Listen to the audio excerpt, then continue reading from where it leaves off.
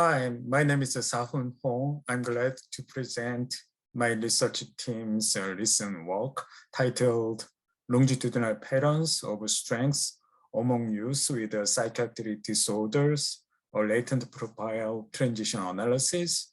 Other co-authors include Drs. Barry Walton, Hea-Won Kim, Sung-Kyung Lee, and Theo Lee. Full manuscript is available at the journal Child Psychiatry and Human Development. The main purpose of this study was to identify subgroups of strengths among youth with mental health disorders and determine whether subgroups changes were associated with mental health recovery. So before highlighting the findings, I want to describe why we are interested in person-level strengths and strengths-based approach. The strengths-based approach focuses on the youth's unique strengths instead of weaknesses by collaborating with their families and communities to enhance motivation to change and improve psychosocial functioning. The outcomes of strengths-based innovations are multidimensional, include family strengths, development, interpersonal relationship, optimism, permanent relationship, care involvement, and the community involvement.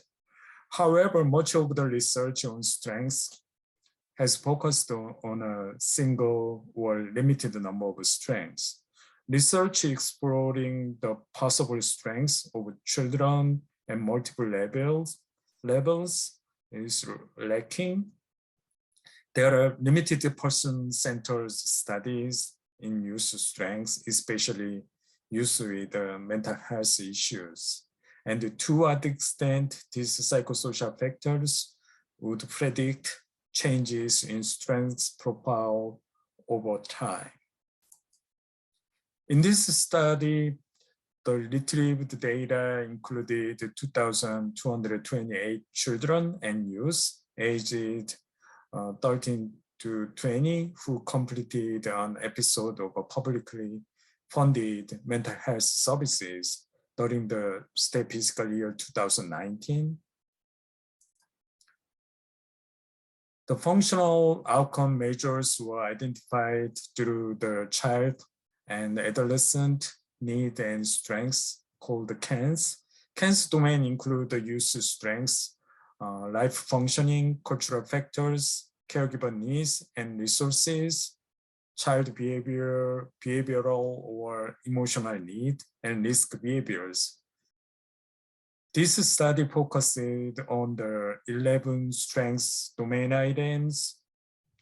For example, family strengths, interpersonal, optimism, educational, vocational, talent, interest, spiritual, religious, community life, relationship permanence, youth involvement with care, natural support.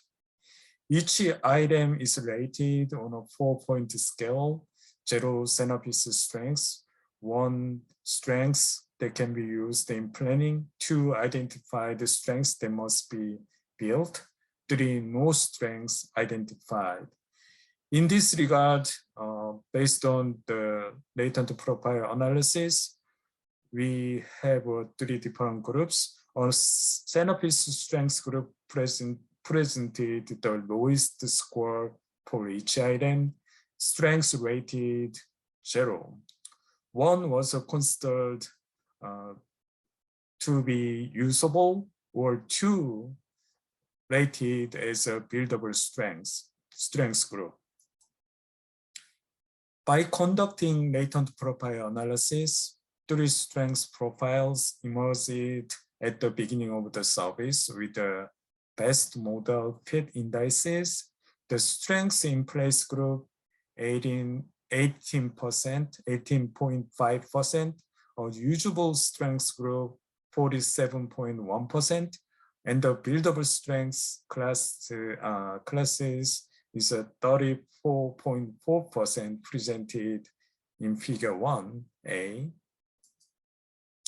At the exit of the mental health service, the 3-class model was also selected. strengths in place, 20.4%, usable strengths group, 49.8%, and the buildable strengths group, 29.8%.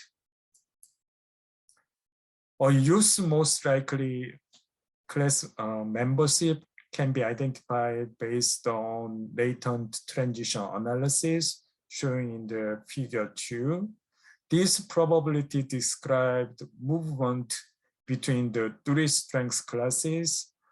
The 76.6% of use in the strengths in place class at the beginning of the mental health service remained in the same class at the end of the service. However, 62.6% of use in the buildable strengths stayed in the same class at the end of the service. We also ran a linear regression model to predict the number of actionable items based on the latent class transition. A significant regression equation was found when positive transitions occurred. Result indicated transitioning to a better group was associated with a lower number of actionable items at the end of episode of treatment. That means positive transitions are associated with a reduced number of behavioral health needs. Subgroups of strengths may be a promising source to track use progress and guide healthcare professionals and behavioral health stakeholders to allocate community-based resources more efficiently to improve specific strengths areas. The study supports utilizing essential and other usable strengths to help address use need and developing emerging strengths to become useful in supporting youth development, well-being, and addressing actionable social, emotional, and functional needs and risk behavior. Therefore, identified strengths could be embedded into action plan for mental health recovery. Additional research also needed to explore the relationships among related interventions, subgroup changes, and the impact on youth need and related outcomes. For instance, a list of youth strengths could be examined separately or collectively.